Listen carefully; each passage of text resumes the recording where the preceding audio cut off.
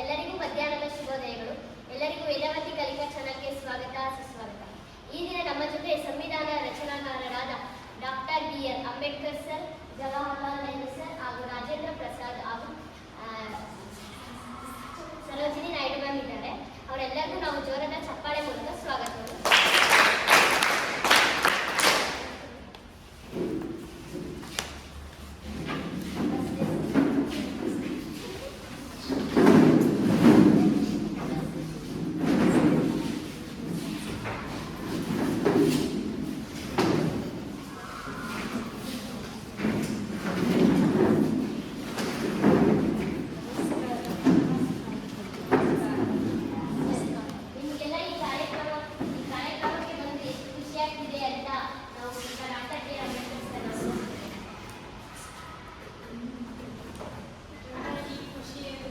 ವ್ಯಕ್ತಪಡಿಸಲು ಮಾತೇ ಬರುತ್ತಿಲ್ಲ.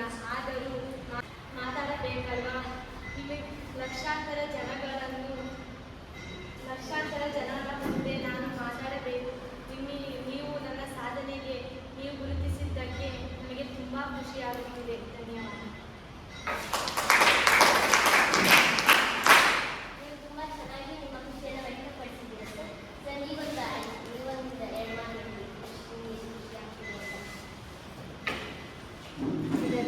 ನಮಸ್ಕಾರ.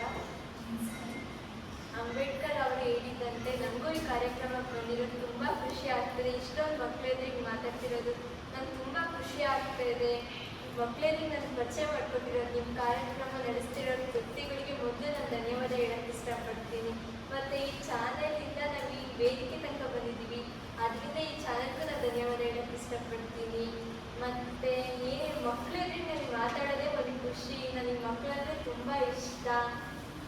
ಮಕ್ಕಳೆದ್ರೆ ನನಗೆ ಮಾತಾಡ್ತಿರೋದು ತುಂಬ ಖುಷಿ ಆಗ್ತಾ ಇದೆ. Thank you sir. ನೀವು ತುಂಬ ಚೆನ್ನಾಗಿ ಹಂಚ್ಕೊಂಡಿದ್ದೀರಾ. ಈಗ ರಾಜೇಂದ್ರ ಪ್ರಸಾದ್ ಸರ್ ಈ ಖುಷಿನ ಹಂಚ್ಕೋಬೇಕಂತ ಎಲ್ರಿಗೂ ನಮಸ್ಕಾರ. ನಾನು ಏನು ಹೇಳ್ಬೇಕು ಅಂತಲೇ ಗೊತ್ತಾಗ್ತಾ ಇಲ್ಲ. ಇವರೆಲ್ಲ ನನ್ನ ಮನಸ್ಸಿನ ಮಾತ್ರ ಇವರೇ ಹೇಳಿರ್ಬೇಕಾದ್ರೆ ನಾನು ಇನ್ನೇನು ಹೇಳಿ. ತುಂಬ ಖುಷಿ ಆಗ್ತಿದೆ ಅನ್ನೋದನ್ನು ಹೇಳ್ಬೋದು.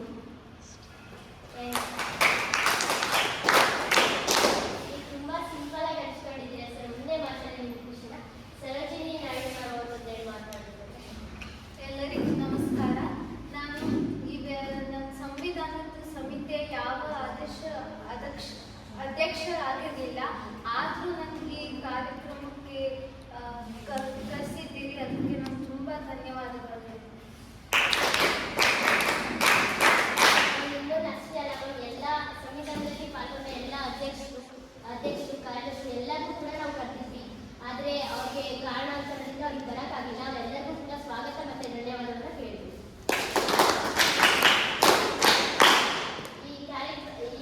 ಈ ಒಂದು ಕಾರ್ಯಕ್ರಮದಲ್ಲಿ ಒಂದು ಚಿಕ್ಕ ಪ್ರೋಗ್ರಾಮ್ ಏನಂದರೆ, ನಿಮ್ಮೆಲ್ಲರಿಗೋಸ್ಕರ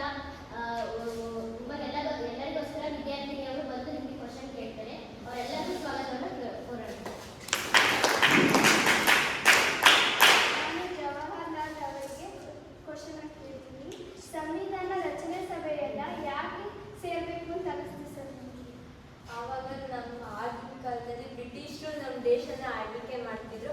ಆಗಿನ ಕಾಲದಲ್ಲಿ ಬ್ರಿಟಿಷರು ರೂಪಿಸಿದ ಕಾನೂನುಗಳನ್ನೆಲ್ಲ ನಾವು ಪಾಲಿಸ್ತಿದ್ವಿ. ಆಗ ಬ್ರಿಟಿಷರು ನಮ್ಮ ದೇಶನ ಬಿಟ್ಟು ಹೋದ್ಮೇಲೆ ನಮ್ಮ ಸ್ವಂತಕ್ಕೆ ಅಂತ ಕಾನೂನುಗಳು ಬೇಕಾಗಿತ್ತಲ್ಲ, ಹಾಗಾಗಿ ನಾವು ಸಂವಿಧಾನ ರಚನಾ ಸಭೆಯನ್ನು ಸೇರಿಸಬೇಕಾಗಿತ್ತು ಅಂತ ಇತ್ತು. Thank you sir. ನನಗೆ ತುಂಬ ಅರ್ಥ ಆಗಿ ನಿಮ್ಮ ಆನ್ಸರ್ ಹೇಳಿದ್ದೀನಿ. Thank you. ನೀವು ತುಂಬ ಚೆನ್ನಾಗಿ ಸಿಂಪಲ್ ಆಗಿ ಅರ್ಥ ಆಗೋರಿಗೆ ಅವ್ರಿಗೆ ಆನ್ಸರ್ ಹೇಳ್ತೀರಾ. ಮುಂದಿನ ಕ್ವಶನ್ಸ್ ಯಾರಿಗೆ ಹೇಳ್ತಾರೆ ನೋಡೋಣ. ನನ್ನ ಪ್ರಶ್ನೆ ಅಂಬೇಡ್ಕರ್ ಸರ್ಗೆ. ನಮಸ್ತೆ ಸರ್. ಸರ್, ನಿಮ್ಮನ್ನು ಕರಡು ಸಮಿತಿ ಅಧ್ಯಕ್ಷರನ್ನಾಗಿ ಏಕೆ ಮಾಡಿದ್ದಾರೆ? ನನ್ನೊಂದು ಸಂವಿಧಾನ ನೀಡಿದ ಕೊಡುಗೆಗಳನ್ನು ಆಧರಿಸಿ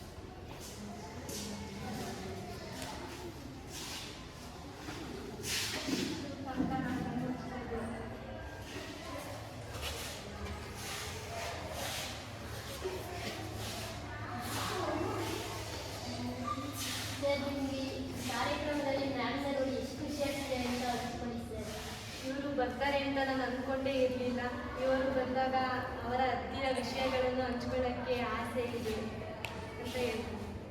ನಿಮಗೆ ಎಷ್ಟು ಖುಷಿ ಆಗ್ತದೆ ಕಾರ್ಯಕ್ರಮದಲ್ಲಿ ಅಂಬೇಡ್ಕರ್ ಸರ್ ಮುಂದೆ ನಿಂತಿರೋದು? ನಾನು ಸ್ಟೇಜ್ ಮೇಲೆ ಬಂದದ್ದು ಫಸ್ಟ್ ಟೈಮ್. ಇವರು ನಾನು ಬರ್ತೀನಿ ಅಂತ ಅಂದ್ಕೊಂಡಿರಲಿಲ್ಲ. ನೀವು ಬಂದು ರಿಕ್ವೆಸ್ಟ್ ಮಾಡಿದಾಗ ಸರಿ ಬರೋಣ ಅಂತ ಆಮೇಲೆ ಒಪ್ಕೊಂಡೆ. ಇಷ್ಟು ಮಾತಾಡೋದಕ್ಕೆ ಧನ್ಯವಾದಗಳು. ಸರ್ ನಿಮಗೆಲ್ಲರಿಗೂ ಯಾವುದೇ ಫಂಕ್ಷನ್ಗೂ ಬರೋರಲ್ಲ, ಅವರು ನಾನು ಒಪ್ಪಿಸ್ಕೊಂಡು ಕರ್ಕೊಂಡ್ಬಂದಿದ್ವಿ ಅಂದರೆ ನಿಮಗೆಲ್ಲರಿಗೂ ಅದು ಸ್ವಲ್ಪ ಡೌಟೆ. ಅದಕ್ಕೋಸ್ಕರ ನಾವು ಒಂದು ಟಿ ರೆಡಿ ಮಾಡಿದ್ವಿ. ಅವ್ರನ್ನ ನಾವು ಹೇಗೆ ಕರ್ಕೊಂಡ್ಬಂದ್ವಿ ಅಂತ ಟಿ ನೋಡೋಕ್ಕೆ ರೆಡಿನಾ? ಹಾಗಾದರೆ ಈಗ ಟಿ ನೋಡೋಣ.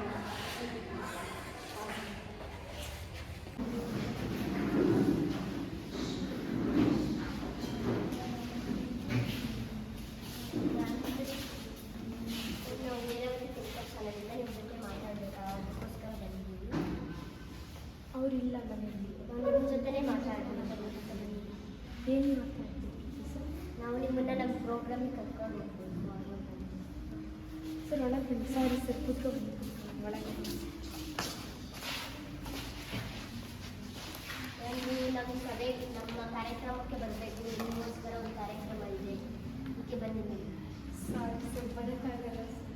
ಬನ್ನಿ, ಅಂಬೇಡ್ಕರ್ ಸರ್ ಅವ್ರ ಜೊತೆಗೆ ಬನ್ನಿ. ಅವ್ರಿಗೆ ಒಂದು ಸನ್ಮಾನ ಕಾರ್ಯಕ್ರಮ ಅಥವಾ ಅವ್ರ ಬಗ್ಗೆ ಒಂದು ಇದೇ ಕಾರ್ಯಕ್ರಮ. ಬರೋಕ್ಕಾಗಲ್ಲ. ಈ ಹೊರಗಡೆ ಒಂಥರ ಮಾತಾಡ್ತಾರೆ ಮ್ಯಾಮ್, ನಮ್ಮ ಹೊರಗಿಲ್ಲ ಬಂದಿದ್ದೀವಿ. ಎಲ್ಲ ನೀವು ಬಂದರೆ ಕಾರ್ಯಕ್ರಮ ತುಂಬ ಚೆನ್ನಾಗಿರುತ್ತೆ, ಅದಕ್ಕೆ ಬರಬೇಕು. ನಾನು ಒಂದ್ಸತಿನೂ ಎಲ್ಲಿಗೂ ಬಂದಿಲ್ಲ. ಪರವಾಗಿಲ್ಲ, ಫಸ್ಟ್ ಮೀಟಿಂಗ್ ಅಂತ ಫಸ್ಟ್ ಪ್ರೋಗ್ರಾಮ್ ಅಂತ ಬಂದಿದ್ದೀವಿ. ನಾವು ಹೊರಗೆ ಬಂದರೆ ಮೇಲ್ಜಾತಿ ಕೀಳ್ಜಾತಿ ಅಂತೆಲ್ಲ ನೋಡ್ತಾರೆ, ಅದಕ್ಕೆ ಬರೋಕ್ಕಾಗಲ್ಲ. ಸಾರಿ, ಪ್ಲೀಸ್ ಬಂದಿದ್ದೀವಿ. ಇವಾಗ ಸರಿ ಸರ್, ದಯವಿಟ್ಟು ಬನ್ನಿ ಮ್ಯಾಮ್, ದಯವಿಟ್ಟು ಬನ್ನಿ. ಸರಿ ಸರ್, ಸ್ವಲ್ಪ ಬರ್ತಿದ್ದು. ಮ್ಯಾಮ್, ನಮಗೆ ಅಂಬೇಡ್ಕರ್ ಸರ್ ಬಗ್ಗೆ ಸ್ವಲ್ಪ ಮಾಹಿತಿ ಬೇಕು. ಅವ್ರ ಜೀವನದ ಬಗ್ಗೆ ಸ್ವಲ್ಪ ಹೇಳಿ. ನನಗೆ ಚಿಕ್ಕ ಒಂದು ಸಣ್ಣ ವಯಸ್ಸಿಂದ ಮದುವೆ ಮಾಡಿದ್ರು. ಆವಾಗ ಅವರು ಶಾಲೆಗೆ ಹೋಗುವಂಥ ಸಂದರ್ಭದಲ್ಲಿ ಅವ್ರನ್ನ ಲಾಸ್ಟಿಗೆ ಕೂರಿಸೋದು, ಮೇಲ್ಜಾತಿ ಕೀಳ್ಜಾತಿ ಅಂತ ನೋಡೋದು, ಹಿಂಗೆ ಮಾಡ್ತಾಯಿದ್ವಿ. ಆಮೇಲೆ ಅವ್ರು ಏನಾದ್ರು ದಾರಿಗೆ ನಡ್ಕೊಂಡು ಹೋಗ್ಬೇಕಾದ್ರೆ ನೀರೆಲ್ಲ ಎರಚೋದು, ಕೆಸರು ನೀರೆಲ್ಲ ಎರಚೋದು, ಹಿಂಗೆ ಮಾಡ್ತಾಯಿದ್ವಿ. ಮತ್ತು ಅವ್ರನ್ನ ಎಲ್ಲೂ ಕುತ್ಕೊಳಕ್ಕೆ ಬಿಡ್ತಾ ಇರಲಿಲ್ಲ. ಅವರೆಲ್ಲ ಹೊರಗಡೆ ಹೋಗಬೇಕು ಅಂದರೂ ಒಂಥರ ಎಲ್ಲ ಮೇಲ್ಜಾತಿ ಕೀಳ್ಜಾತಿ ಅಂತ ನೋಡ್ತಾಯಿದ್ರು. ಅದಕ್ಕೆ ನಮಗೂ ಒಂದ್ಸತಿ ಹಂಗೆ ಮಾಡಿದ್ದಾರೆ. ನಾವು ಫಸ್ಟ್ ಮೊದಲೇ ಇದೆಲ್ಲ ಅರ್ಥ ಆಗುವಾಗ ಸುಮ್ಮನೆ ಆಗ್ತಾಯಿದ್ವಿ ಫಸ್ಟ್ ಅದು ಬಂದಾಗ. ಇವಾಗ ಮತ್ತೆ ಹಂಗೆ ಮಾಡ್ತಾರೆ. ಹೊರಗೆ ಹೋದ್ರೆ ಒಂಥರ ನೋಡ್ತಾರೆ ಜನಗಳು. ಈಗಲೂ ಬಿಟ್ಟಿಲ್ಲ, ಮೇಲ್ಜಾತಿ ಕೀಳ್ಜಾತಿ ಅಂತಲೇ ನೋಡ್ತಿರ್ತಾರೆ. ಅದಕ್ಕೆ ಬರೋಕ್ಕಾಗಲ್ಲ. ಅಂದರೆ ಅವಾಗಿದ್ದಾಗ ಆ ಥರ ಆಯಿತು. ಈಗ ಅಂಬೇಡ್ಕರ್ ಸರ್ ಅವರು ಸಂವಿಧಾನ ಬರೆದಿದ್ದಾರೆ, ಈಗ ಒಂದು ಮಹಾನ್ ವ್ಯಕ್ತಿಯಾಗಿದ್ದಾರೆ. ಇವಾಗ ಆ ಥರ ಆಗ್ತಾ ಇಲ್ಲ ಅಂತ ಹೇಳ್ತೀವಿ. ಎಲ್ಲರೂ ಒಂದೇ ಇದರಲ್ಲಿದೆ. ಈಗ ಮೇಲ್ಜಾತಿ ಕೀಳ್ಜಾತಿ ಅಂತ ಇದೆ. ಅವಾಗಿದ್ದಕ್ಕೂ ಇವಾಗಿದ್ದಕ್ಕೂ ನಿಮ್ಗೆ ಏನು ಅನಿಸ್ತಿದೆ? ಅದೇ ಏನು ಅನಿಸ್ತಿದೆ ನಿಮಗೆ? ನಾನು ಆಗಿದ್ದಾಗ ಮತ್ತು ಈಗ ಒಂದೇ. ನಾನು ಜಾಸ್ತಿ ಮೇಲ್ಮಟ್ಟಕ್ಕೆ ಹೋಗಿ ಅಂತೇನು ಅನ್ಕೊಳ್ಳೋದಿಲ್ಲ. ನಾವು ಆಗಿದ್ದಾಗ ಒಂದು ಸಮ ಅಂತಲೇ ಅನ್ಕೊಳ್ತೀವಿ. ನಾವೆಲ್ಲರೂ ಹಂಗೆ ಅಂದ್ಕೊಳ್ತೀವಿ. ಬೇರೆಯವ್ರಾದರೆ ನಮ್ಮನ್ನು ಹಂಗೆ ಅಂದ್ಕೊಳ್ಳಲ್ಲ. ಇವ್ರು ಕೀಳ್ಜಾತಿಗೆ, ನಾವು ಮೇಲ್ಜಾತಿಗೆ ಅಂತಲೇ ನೋಡ್ತಿರ್ತಾರೆ. ಅದಕ್ಕೆ ನಮಗೊಂಥರ ಮನಸ್ಸಿಗೆ ನೋವಾಗುತ್ತೆ. ನಾವು ಅದಕ್ಕೆ ಈಗ ನಾವು ಯಾರನ್ನೇ ಎಲ್ಲರೂ ಹೊರಗೆ ಹೋಗಬೇಕು ಅಂತ ಪರ್ಮಿಷನ್ ತಗೊಂಡು ಹೋಗ್ಬೇಕು ಹೊರಗಡೆ ಸಹ. ಅದಕ್ಕೆ ನೀವು ಇಲ್ಲಿಗೆ ಹೊರಗಡೆ ಬನ್ನಿರಿ ಅಂದರೆ ಬರ್ತೀವಿ. ಆದರೆ ಸ್ಟೇಜ್ ಮೇಲೆ ಬರಬೇಕು ಅಂದರೆ ಒಂಥರ ಬೇರೆ ಜನಗಳೆಲ್ಲ ಒಂಥರ ನೋಡ್ತಿರ್ತಾರೆ. ಅದಕ್ಕೆ ಬರೋಕ್ಕಾಗಲ್ಲ. ದಯವಿಟ್ಟು ಬನ್ನಿ. ಈಗ ಸರ್ ಅವರು ಅವಾಗ ಕೀಳ್ಜಾತಿ ಆಗಿದ್ರು, ಇವಾಗ ಸಂವಿಧಾನ ರಚನೆ ಮಾಡಿಬಿಟ್ಟು ಅವ್ರದ್ದು ಒಂದು ವ್ಯಕ್ತಿಯಾಗಿದ್ದಾರೆ. ಎಲ್ಲ ಅವರಿಗೆ ಫ್ಯಾನ್ಸ್ ಥರ ಆಗಿದ್ದಾರೆ ಇವಾಗ. ಅದೇ ನಿಮ್ಗೆ ಎಷ್ಟು ಖುಷಿ ಆಗ್ತಿದೆ? ಅದಕ್ಕೆ ಅವರು ಈ ಮಟ್ಟಿಗೆ ಬೆಳೆದಿರೋದಕ್ಕೆ ನಿಮ್ಗೆ ಎಷ್ಟು ಖುಷಿ ಆಗ್ತಿದೆ? ಜೀವನದಲ್ಲಿ ಒಂದ್ಸತಿ ಎಲ್ಲ ಕಷ್ಟಗಳನ್ನೆಲ್ಲ ನೋಡಿದ್ದೀವಿ. ಇವಾಗ ಮತ್ತೆ ಅವ್ರು ಮೇಲ್ಮಟ್ಟಕ್ಕೆ ಹೋಗಿದ್ದಾರೆ ಅಂದರೆ ಎಷ್ಟೊಂದು ಜನ ನಮ್ಮನ್ನು ಹತ್ರ ಕೀಳಾಗಿ ನೋಡಿದ್ದಾರೆ. ನಾವು ಅದನ್ನು ಎಲ್ಲರೂ ನೋಡ್ತಾ ಇರ್ತೀವಿ. ನಮಗೆ ಹೆಂಗೆ ಅಂದರೆ ನಾವು ಕೆಳಗೆ ಮಟ್ಟದಲ್ಲಿ ಇದ್ದಾಗ ಮತ್ತು ಮೇಲ್ಮಟ್ಟಕ್ಕೆ ಹೋದಾಗಲೂ ಸಹ, ಅಂದರೆ ಮೇಲ್ಮಟ್ಟ ಅಂದರೆ ಅವ್ರು ಏನು ಈಗ ಎಲ್ಲ ದೇಶನೆಲ್ಲ ಸುತ್ಕೊಬಂದ್ಬಿಟ್ಟು ಹಿಂಗೆ ಸಂವಿಧಾನ ಮಾಡಬೇಕು ಅಂತ ಎಷ್ಟು ಕಷ್ಟಪಟ್ಟಿದ್ದಾರೆ, ಅದು ಯಾರೂ ಅರ್ಥ ಮಾಡ್ಕೊಳ್ಳೋದಿಲ್ಲ. ಆ ಕೆಳಜಾತಿ ಅಂತಲೇ ನೋಡ್ತಾ ಇರ್ತಾರೆ. ಅದಕ್ಕೆ ನಮಗೆ ತುಂಬ ಬೇಜಾರಾಗುತ್ತೆ. ಯಾಕಂಗೆ ಮಾಡಬೇಕು? ಜನ ಎಲ್ಲ ನಾವೆಲ್ಲರೂ ಒಂದೇ, ನಾವೆಲ್ಲ ಒಂದೇ. ಜಾತಿ ಅಂದರೆ ಜಾತಿ ಇರೋದು ಗಂಡು ಜಾತಿ ಹೆಣ್ಣು ಜಾತಿ ಎರಡೇ ಇರೋದು. ಆದರೂ ಯಾಕೆ ಜನಗಳೆಲ್ಲ ಅದರಲ್ಲೇ ಒಂದು ಜಾತಿ ಅಂತ ನೋಡ್ತಿರ್ತಾರೆ. ನನಗೆ ಅದು ತುಂಬ ಬೇಜಾರಾಗುತ್ತೆ. ಆ ಥರ ಮಾಡಬಾರ್ದು. ಎಲ್ಲ ನಮ್ದು ಇದಕ್ಕೆ ಎಲ್ಲ ಜನಗಳಿಗೂ ಗೊತ್ತಾಗಬೇಕು ಆ ಥರ ಅಂತ ಇವರು ಅದ್ರ ಬಗ್ಗೆ ಇಟ್ಕೊಂಡು ಅದನ್ನು ಮಾಡಿದ್ದಾರೆ ಸಂವಿಧಾನ. Thank you ma'am. ನಮ್ಮ ಈ ಪುಟ್ಟ ಪ್ರಶ್ನೆಗೆ ಚೆನ್ನಾಗಿ ಇನ್ಫಾರ್ಮೇಷನ್ ಕೊಟ್ಟಿದ್ದೀರಾ. ನಮಗಿದು ಪ್ರೋಗ್ರಾಮಿಗೆ ಹೆಲ್ಪ್ ಆಗುತ್ತೆ. ಹಾಗಾಗಿ ನಿಮಗೆ ಥ್ಯಾಂಕ್ ಯು ಹೇಳ್ತೀವಿ. ನಾವು ನಾಳೆ ನಮಗೆ ಪ್ರೋಗ್ರಾಮ್ ಇದೆ. ನಾವು ಅಂದರೆ ಸರಿಗೆ ಅದನ್ನು ಗೊತ್ತಾಗಬಾರ್ದು, ಅದನ್ನು ಸರ್ಪ್ರೈಸಾಗಿ ಮಾಡಬೇಕು. ನಾವು ನಿಮಗೆ ಕಾಸು ಕಳಿಸ್ತೀವಿ ಮ್ಯಾಮ್. ನಾನು ಥ್ಯಾಂಕ್ ಯು ಥ್ಯಾಂಕ್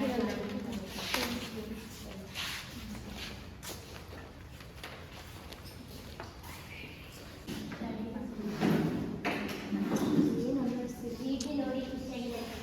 ಇವಾಗ ನೀವು ನಮ್ಮ ಕಾರ್ಯಕ್ರಮನ ನೋಡಿ ಅಂತ ಕೂತ್ಕೊಳ್ಳಿ. ಕಾರ್ಯಕ್ರಮ ನೋಡ್ಕೊಂಡೆ ಹೋಗಿ.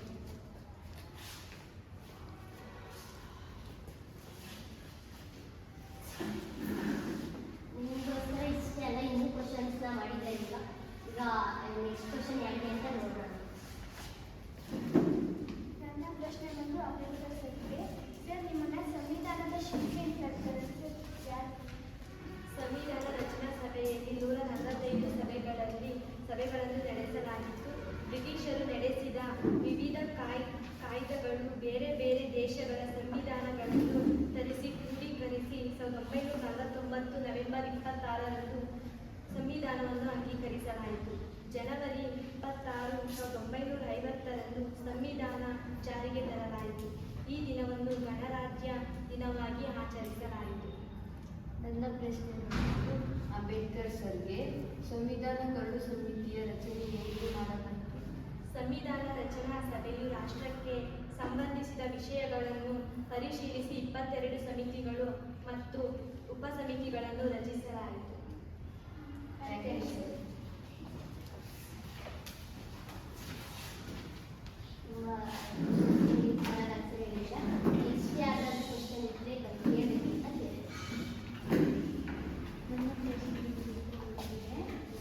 ಭಾರತ ಸ್ವಾತಂತ್ರ್ಯಗೊಂಡಾಗ ಎದುರಿಸಿದ ಸಮಸ್ಯೆಗಳು ಯಾವುವು? ದೇಶೀಯ ಸಮಸ್ಯೆಗಳೆಲ್ಲ ವಿಲೀನೀಕರಣ, ಸಂವಿಧಾನ ರಚನೆ, ಬಡತನ, ನಿರಾಶ್ರಯರಿಗೆ ಸಮಸ್ಯೆ. ಸಂವಿಧಾನ ರಚನೆ ಸಭೆ ಪ್ರಾರಂಭವಾಗಿದ್ದು ಯಾವಾಗ? ಸಂವಿಧಾನ ರಚನಾ ಸಭೆಯ ಮೊದಲ ಸಭೆ ಡಿಸೆಂಬರ್ 9, 1946ರಂದು ನಡೆಯಿತು. ಡಿಸೆಂಬರ್ 11, 1946ರಲ್ಲಿ ನನ್ನನ್ನು ಸಂವಿಧಾನ ರಚನಾ ಸಭೆಯ ಅಧ್ಯಕ್ಷರನ್ನಾಗಿ ಮಾಡಲಾಯಿತು.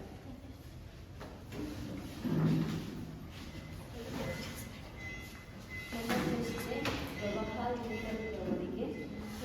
ಸಂವಿಧಾನ ರಚನೆ ಮಾಡಲಿಕ್ಕೆ ತೆಗೆದುಕೊಂಡ ಸಮಯ ಎಷ್ಟು? ನಾವು ನೋಡ್ಬೋದು, ಈಗ ನಾವು ಸಮಯ ತಗೊಂಡಿದ್ದರೆ ನಮ್ಮ ಸಂವಿಧಾನ ರಚಿಸಬೇಕಾದ್ರೆ ಬೇರೆ ದೇಶಗಳಿಂದ ಏನು ಉದಾಹರಣೆ ನೋಡ್ಬೇಕಂದ್ರೆ ಮೂಲಭೂತ ಹಕ್ಕುಗಳು, ರಾಜ್ಯ ನಿರ್ದೇಶಕ ತತ್ವಗಳು, ಬೇರೆ ಏನು ಒಳ್ಳೇದು ಬೇಕು, ನಮ್ಮ ದೇಶಕ್ಕೆ ಏನು ಒಳ್ಳೇದಾಗಬೇಕು ಅಂತ ಬೇರೆ ದೇಶಗಳ ಸಂವಿಧಾನದಿಂದ ನೋಡಿ ತಗೊಂಡು 2 ಒಟ್ಟು 2 ವರ್ಷಗಳು 11 ತಿಂಗಳು 18 ದಿವಸಗಳ ಕಾಲ ಸಂವಿಧಾನವನ್ನು ರಚನೆ ಮಾಡೋಕ್ಕೆ ಟೈಮ್ ತಗೊಂತು.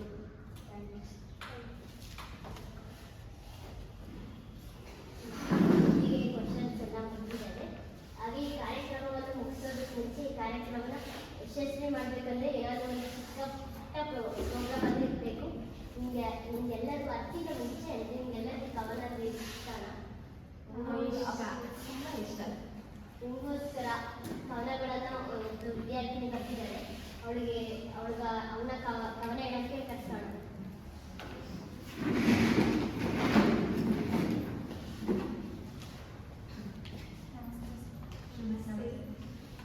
ಮಕ್ಕಳೆಲ್ಲ ತುಂಬ ಇಷ್ಟಪಡ್ತಾರೆ ಕುಲ್ಫಿ. ಡಾಕ್ಟರ್ BR ಅಂಬೇಡ್ಕರ್ ಅವರು ಸಂವಿಧಾನ ಶಿಲ್ಪಿ.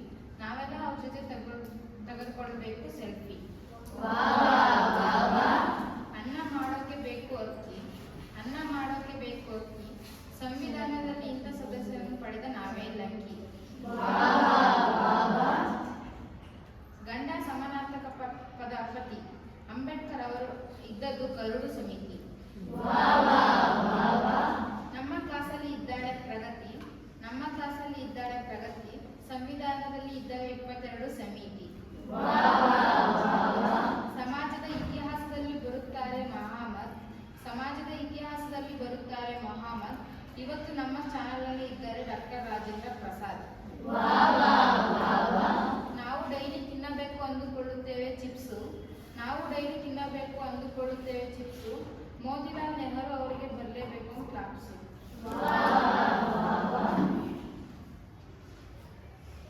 ಅರೆಸ್ಟ್ ಮಾಡೋಕ್ಕೆ ಬೇಕು ವಾರೆಂಟು. ಅರೆಸ್ಟ್ ಮಾಡೋಕ್ಕೆ ಬೇಕು ವಾರೆಂಟು. ನಾವು ಡಾಕ್ಟರ್ BR ಅಂಬೇಡ್ಕರ್ಗೆ ಮಾಡಲೇಬೇಕು ಸೆಲ್ಯೂಟು. ನಮ್ಮ ಕ್ಲಾಸಲ್ಲಿ ಇದ್ದಾಳೆ ರಾಧಾ. ಇಷ್ಟನ್ನು ಹೇಳಲು ಅವಕಾಶ ಕೊಟ್ಟ ನಿಮ್ಮೆಲ್ಲರಿಗೂ ಧನ್ಯವಾದ.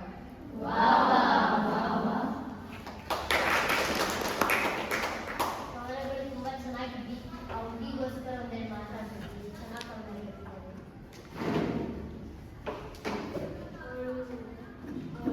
ನೀವು ಒಬ್ಬರೇ ಮಾಡ್ಕೊಂಡ್ಬಂದ್ರ ಕವನಗಳನ್ನು ಚೆನ್ನಾಗಿ ಮಾಡ್ಕೊಂಡ್ಬಂದಿದ್ವಿ. ಎಲ್ಲರಿಗೂ ಖುಷಿ ಆಯಿತಾ? ನನಗೆ ಅಂತೂ ತುಂಬ ಖುಷಿ ಆಯಿತು. ನೀವೊಂದೆರಡು ಮಾತಾಡಿ. ಮಗು ಇಷ್ಟು ಚೆನ್ನಾಗಿ ಕವನ ಬರ್ಕೊಂಬಂದಿದೆ. ನಾವೆಲ್ಲ ಬರ್ತೀವಿ ಅಂತ ಒಂದು ವಾರದ ಮುಂಚೆನೇ ಎಲ್ಲ ನೀಟಾಗಿ ಕವನ ಪ್ರಶ್ನೆ ಎಷ್ಟು ಚೆನ್ನಾಗಿ ಮಕ್ಕಳು ರೆಡಿ ಮಾಡ್ಕೊಂಬಂದಿದೆ. ನಮ್ಗೆ ತುಂಬ ಖುಷಿ ಆಗ್ತಿದೆ. ನಾವು ಬರ್ತೀವಿ ಅಂತ ಮಕ್ಕಳು ಇಷ್ಟೊಂದು ಪ್ರಾಕ್ಟೀಸ್ ಎಲ್ಲ ಮಾಡಿದ್ದಾರೆ. ನಂಗೆ ತುಂಬ ಖುಷಿ ಆಗ್ತಾ ಇದೆ. ನಿಮ್ಗೆ ಥ್ಯಾಂಕ್ಸ್ ಹೇಳ್ತೀನಿ. ನಮ್ಮೆಲ್ಲರ ಬಗ್ಗೆ ಕವನ ಬರೆದಿರೋದು, ಸಂವಿಧಾನದ ಬಗ್ಗೆ ಕವನ ಬರೆದಿರೋದಕ್ಕೆ ಧನ್ಯವಾದ ಹೇಳಕ್ಕೆ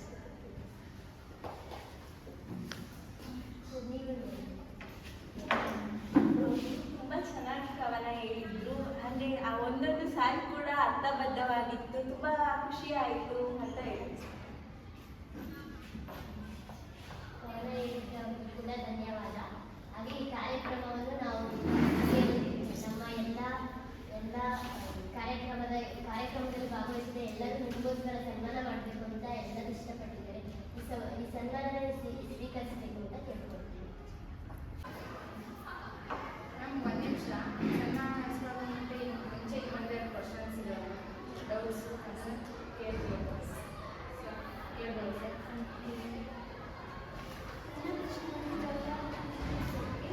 ಸಂವಿಧಾನ ಪ್ರಸ್ತಾವನೆಯ ಮುಖ್ಯ ಅಂಶಗಳು. ಭಾರತದ ಪ್ರಜೆಗಳಾದ ನಾವು ಎಂಬ ವಾಕ್ಯದಿಂದ ಪ್ರಾರಂಭವಾಗಿ ಪ್ರಸ್ತಾವನೆಯಲ್ಲಿ ಸಾರ್ವಭೌಮತ್ವ, ಸಮಾಜವಾದ, ಜಾತ್ಯತೀತತೆ, ಪ್ರಜಾಸತ್ತಾತ್ಮಕತೆ, ಗಣರಾಜ್ಯ, ನ್ಯಾಯ, ಸ್ವಾತಂತ್ರ್ಯ, ಸಮಾನತೆ, ಭ್ರಾತೃತ್ವ, ಐಕ್ಯತೆ ಮತ್ತು ಸಮಗ್ರತೆ ಎಂಬ ಪದಗಳ ಮುಖ್ಯಾಂಶಗಳನ್ನು ನಾವು ಸಂವಿಧಾನ ಪ್ರಸ್ತಾವನೆಯಲ್ಲಿ ನೋಡಬಹುದು. ಸಂವಿಧಾನ ಲಕ್ಷಣ ಲಿಖಿತ ಸಂವಿಧಾನ ನಾವು ಸಂವಿಧಾನದಲ್ಲಿ ಸಂವಿಧಾನ ಬರವಣಿಗೆ ರೂಪದಲ್ಲಿದೆ. ಅದಕ್ಕಿಂತ ಲಿಖಿತ ಸಂವಿಧಾನ ಅಂತ ಹೇಳ್ಬೋದು. ಬೃಹತ್ ಸಂವಿಧಾನ ಇದು ಗಾತ್ರದಲ್ಲಿ ತುಂಬ ದೊಡ್ಡದಾಗಿದೆ ನಮ್ಮ ಸಂವಿಧಾನ ಅಂತ ಹೇಳ್ತೀನಿ. ನಮ್ಯ ಮತ್ತು ಅನಮ್ಯ. ನಮ್ಯ ತಿದ್ದುಪಡಿ ಮಾಡೋಕ್ಕೆ ಅವಕಾಶ ಇರೋದನ್ನ ನಮ್ಯ ಮತ್ತು ಅನಮ್ಯ ಅಂತ ಹೇಳ್ತಾರೆ. ವಯಸ್ಕ ಮತದಾನ ಈಗ ನಮ್ಮಲ್ಲೆಲ್ಲ 18 ವರ್ಷದ ಮೇಲ್ಪಟ್ಟವರಿಗೆ ಮಾತ್ರ ಮತದಾನ ಮಾಡೋ ಹಕ್ಕಿದೆ. ಹಾಗೆ ಏಕಪೌರತ್ವ ಅಂದರೆ ಈಗ ಬೇರೆ ದೇಶಗಳಲ್ಲೆಲ್ಲ ರಾಜ್ಯಕ್ಕೂ ಒಂದು ಪೌರತ್ವ ಮತ್ತು ದೇಶಕ್ಕೆ ಒಂದು ಪೌರತ್ವ. ಆದರೆ ನಮ್ಮ ದೇಶದಲ್ಲಿ ಮಾತ್ರ ದೇಶಕ್ಕೆ ಮಾತ್ರ ಒಂದೇ ಒಂದು ಪೌರತ್ವ, ರಾಷ್ಟ್ರಕ್ಕೆ ಮಾತ್ರ ಪೌರತ್ವ ಇದೆ. ಹಾಗೆ ಏಕ ನ್ಯಾಯಾಂಗ ವ್ಯವಸ್ಥೆ. ನನಗೆ ಸುಪ್ರೀಂ ಕೋರ್ಟ್ ಅಂತ ಇದೆಯಲ್ಲ, ಅದು ಇಡೀ ದೇಶಕ್ಕೆ ಒಂದೇ ನ್ಯಾಯಾಲಯ, ಅದೇ ಸುಪ್ರೀಂ ಕೋರ್ಟ್ ಅಂತ ಹೇಳ್ಬೋದು. ಮತ್ತು ದ್ವಿಸದನ ಶಾಸಕಾಂಗ, ಸಂಸದೀಯ ಸರ್ಕಾರ, ಗಣತಂತ್ರ ವ್ಯವಸ್ಥೆ, ಒಕ್ಕೂಟ ವ್ಯವಸ್ಥೆ, ಮೂಲಭೂತ ಹಕ್ಕುಗಳು. ಮೂಲಭೂತ ಹಕ್ಕುಗಳಂದರೆ ದೇಶ ನಮಗೆ ಹಕ್ಕುಗಳು ಕೊಟ್ಟಿದೆ. ಈಗ ಜಾತಿ ನೀವು ಅಲ್ಲಿ ಮಾಡಬಾರ್ದು, ನೀವು ಆ ಕೆಲಸ ಮಾಡಬಾರ್ದು, ನೀವು ರೋಡಲ್ಲಿ ಹೋಗ್ಬಾರ್ದು ಅಂತೆಲ್ಲ ಹೇಳ್ತಾರೆ. ಆ ಥರ ಈ ನಮ್ಮ ಭಾರತ ದೇಶದಲ್ಲಿರೋ ಎಲ್ಲರಿಗೂ ಹಕ್ಕಿದೆ, ಮೂಲಭೂತ ಹಕ್ಕಿದೆ ಅಂತ ಹೇಳ್ಬೋದು. ಹಾಗೆ ಮೂಲಭೂತ ಕರ್ತವ್ಯ. ದೇಶ ಮಾತ್ರ ನಮಗೆ ಹಕ್ಕುಗಳು ಕೊಟ್ಟಿರೋದಲ್ಲ, ನಾವು ದೇಶಕ್ಕೆ ಏನಾದರೂ ಮಾಡಬೇಕು ಅಂತ ಕರ್ತವ್ಯಗಳಿದೆ. ಹಾಗೆ ರಾಜ್ಯ ನಿರ್ದೇಶಕ ತತ್ವಗಳು, ಇವನ್ನ ನಾವು ಪಾಲಿಸಿದರೆ ಪಾಲಿಸ್ಬೋದು, ಆದರೆ ಬೇಡ ಅಂದರೆ ಬಿಡ್ಬೋದು. ಹಾಗೆ ಪಕ್ಷ ಪದ್ಧತಿ ಇದೆ ಲಕ್ಷಣ. Thank you. ಸರ್, ನನ್ನ ಪ್ರಶ್ನೆ ಅಂಬೇಡ್ಕರ್ ಸರ್ಗೆ ಮೂಲಭೂತ ಹಕ್ಕುಗಳ ಬಗ್ಗೆ ನಿಮ್ಮ ಅನಿಸಿಕೆ? ತಮ್ಮ ಸಂವಿಧಾನದ 3ನೇ ಭಾಗದಲ್ಲಿ 7 ಮೂಲಭೂತ ಹಕ್ಕುಗಳನ್ನು ಅಳವಡಿಸಲಾಯಿತು. 1978ರಲ್ಲಿ 44ನೇ ತಿದ್ದುಪಡಿಯಿಂದ 6 ಮೂಲಭೂತ ಹಕ್ಕುಗಳನ್ನಾಗಿ ಮಾಡಲಾಯಿತು. ಅವು ಯಾವ್ಯಾವು ಅಂದರೆ ಸಮಾನತೆ ಹಕ್ಕು, ಸ್ವಾತಂತ್ರ್ಯ ಹಕ್ಕು, ಶೋಷಣೆ ವಿರುದ್ಧ ಹಕ್ಕು, ಧಾರ್ಮಿಕ ಹಕ್ಕು, ಸಾಂಸ್ಕೃತಿಕ ಮತ್ತು ಶೈಕ್ಷಣಿಕ ಹಕ್ಕು, ಸಂವಿಧಾನಾತ್ಮಕ ಪರಿಹಾರದ ಹಕ್ಕು. ಪ್ರಶ್ನೆ ಬಂದ್ಬಿಟ್ಟು ರಾಜೇಂದ್ರ ಪ್ರಸಾದ್ ಸರ್ಗೆ ಮೂಲಭೂತ ಕರ್ತವ್ಯಗಳ ಬಗ್ಗೆ ನಮ್ಮ ಸಂವಿಧಾನದ 4ನೇ ಭಾಗದ 51 ವಿಧಿಯಲ್ಲಿ ಮೂಲಭೂತ ಕರ್ತವ್ಯ ಅಳವಡಿಸಲಾಗಿದೆ. 2002ರ 86ನೇ ತಿದ್ದುಪಡಿಯಲ್ಲಿ ಮೂಲಭೂತ ತಿದ್ದುಪಡಿಯ ಮೂಲಕ 11 ಮೂಲಭೂತ ಕರ್ತವ್ಯಗಳನ್ನು ಸೂಚಿಸಲಾಗಿದೆ. 11ನೇ ಕರ್ತವ್ಯವೇ ಕಡ್ಡಾಯವಾಗಿ 6ರಿಂದ 14 ವರ್ಷದ ಮಕ್ಕಳಿಗೆ ಕಡ್ಡಾಯ ಶಿಕ್ಷಣ. ಮತ್ತೆ ಯಾರಾದರೂ ಪ್ರಶ್ನೆ ಇದ್ದರೆ ಕೇಳ್ತೀವಿ. ಪ್ರಶ್ನೆ ಇದೆಯಾ ಇಲ್ಲ? ನನ್ನೊಂದು ಪ್ರಶ್ನೆ ಇದೆ. ಸರ್ ಜವಾಹರಲಾಲ್ ನೆಹರು ಸರ್ ಅವರಿಗೆ ರಾಜ್ಯ ನಿರ್ದೇಶಕ ತತ್ವಗಳ ಬಗ್ಗೆ ರಾಜ್ಯದ ಪರಿಕಲ್ಪನೆಯಿಂದ ರಾಜ್ಯ ನಿರ್ದೇಶಕ ತತ್ವಗಳನ್ನು ನಮ್ಮ ಸಂವಿಧಾನದಲ್ಲಿ ಅಳವಡಿಸಲಾಗಿದೆ. ಈ ತತ್ವಗಳನ್ನು ಐರ್ಲೆಂಡ್ನಿಂದ ಎರವಲಾಗಿ ಪಡೆಯಲಾಗಿದೆ. ಇವು ಕೇಂದ್ರ ಹಾಗೂ ರಾಜ್ಯಗಳಿಗೆ ನಿರ್ದೇಶನದ ಸ್ವರೂಪದಲ್ಲಿದೆ. ಇವು ನೈತಿಕ ತಳಹದಿ ಮೇಲೆ ನಿಂತಿದ್ದು ಸಮಾಜವಾದಿ, ಉದಾರವಾದಿ, ಗಾಂಧೀಜಿಯವರ ಆದರ್ಶಗಳನ್ನು ಆಧರಿಸಿ ರೂಪುಗೊಂಡಿವೆ. ಇವುಗಳನ್ನು ಮಾರ್ಗಸೂಚಿ ತತ್ವಗಳೆಂದು ಸಹ ಕರೆಯುತ್ತಾರೆ.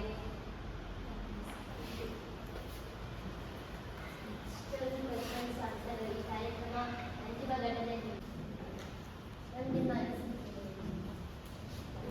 ನಾವೆಲ್ಲರೂ ಒಂದಾಗಿರ್ಬೇಕು, ಭೇದ ಭಾವ ಮಾಡಬಾರ್ದು ಯಾರಿಗೂ, ನಾವೆಲ್ಲ ಒಂದೇ ಅಂತ ಅಂದ್ಕೊಂಡಿರ್ಬೇಕು. ನಾವೆಲ್ಲ ಒಂದಾಗಿ ಅಣ್ಣ ತಮ್ಮ ತಂಗಿ ಎಲ್ಲರೂ ಇರಬೇಕು. ನಾವು ಎಲ್ಲರೂ ಬಂದ ತಕ್ಷಣವೇ ನೀವು ಆ ಜಾತಿ, ನೀವು ಈ ಜಾತಿ ಅಂತೆಲ್ಲ ಮಾಡಬಾರ್ದು.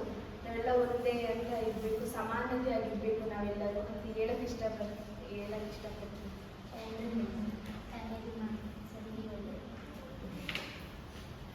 ಇಂದಿನ ಮಕ್ಕಳೇ ನಾಡಿನ ಪ್ರಜೆಗಳು.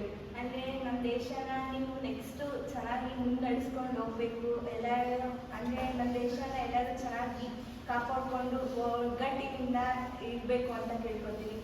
ಮತ್ತು ಮಕ್ಕಳೆಲ್ಲ ಎಷ್ಟು ಚೆನ್ನಾಗಿ ಪಾಲ್ಗೊಂಡು ಎಲ್ಲ ಇದನ್ನ ಕ್ವಶನ್ಸ್ ಕೇಳೋದಾಗಲಿ ಅಥವಾ ಗಾದೆ ಮಾತು ತುಂಬ ಚೆನ್ನಾಗಿ ಹೇಳಿದ್ರು. ಅಷ್ಟೇ ಹೇಳಕ್ಕೆ ಇಷ್ಟಪಡ್ತೀನಿ. Thank you ma'am. Thank you sir. ಮಕ್ಕಳು ಇಷ್ಟು ಚೆನ್ನಾಗಿ ಕವನ ಹೇಳೋದು, ಪ್ರಶ್ನೆ ಕೇಳೋದೆಲ್ಲ ಎಷ್ಟು ಚೆನ್ನಾಗಿ ಮಾಡಿದ್ರು. ಇಷ್ಟು ಈಗಲೇ ಹಿಂಗಿದ್ದಾರೆ ಅಂದರೆ ಅವ್ರು ಮುಂದೆ ಇನ್ನೂ ಚೆನ್ನಾಗಿ ಮಾಡ್ಬೋದು. ಈ ಕಾರ್ಯಕ್ರಮಕ್ಕೆ ನಾವು ಬರ್ತೀವಿ ಅಂತ ಅವರೆಲ್ಲ ಎಷ್ಟು ಒಂದು ವಾರದಲ್ಲಿ ಪ್ರಾಕ್ಟೀಸ್ ತಗೊಂಡು ಮಾಡಿದೆ. ಅದಕ್ಕೆ ನನಗೆ ಈ ಮಕ್ಕಳು ನೋಡ್ಬಿಟ್ಟು ತುಂಬ ಖುಷಿ ಆಯಿತು. ಇಷ್ಟೊಂದು ನನ್ನ ಮಕ್ಕಳಿಗೆ ಅವ್ರ ಮುಂದೆ ಬಂದು ಅವ್ರ ಪ್ರಶ್ನೆ ಕೇಳೋದು, ಕವನ ಹೇಳೋದೆಲ್ಲ ಮಾಡಿದೆ. ಗೊತ್ತಿರೋ ಮಕ್ಕಳು ಕೂಡ ಮುಂದಿನ ಕಾರ್ಯಕ್ರಮದಲ್ಲಿ ನೀವು ಆ ಥರನೇ ಮಾಡಿರಿ ಅಂತ ಹೇಳಿ ನನ್ನ ಮಾತನ್ನ ಮುಗಿಸ್ತೀನಿ. Thank you. ಕವನ ಪ್ರಶ್ನೆ ಎಲ್ಲ ಕೇಳಿದ್ರು ನಮಗೆ. ಈಗ ಕಷ್ಟಪಟ್ಟರೆ ಮುಂದೆ ಸುಖವಾಗಿ ಮಾಡ್ತೀರಾ. ಇವರೇ ಹೇಳಿದ್ದಾರೆ ಮಾತುಗಳೆಲ್ಲ ನನಗೆ ಮಾತಾಡೋಕ್ಕೆ ಇಷ್ಟೊಂದು ಮಾತಾಡೋಕ್ಕೆ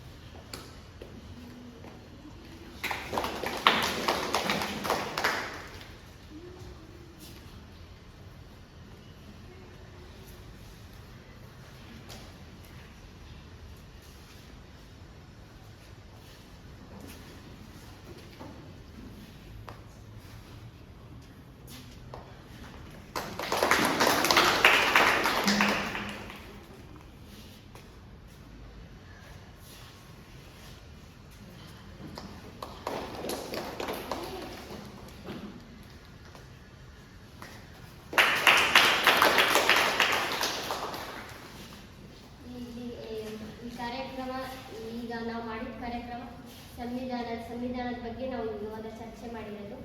ಈ ಕಾರ್ಯಕ್ರಮದಲ್ಲಿ ಪಾಲ್ಗೊಂಡ ಎಲ್ಲರಿಗೂ ಧನ್ಯವಾದ ಹೇಳಿ ನಮ್ಮ ಕಾರ್ಯಕ್ರಮವನ್ನು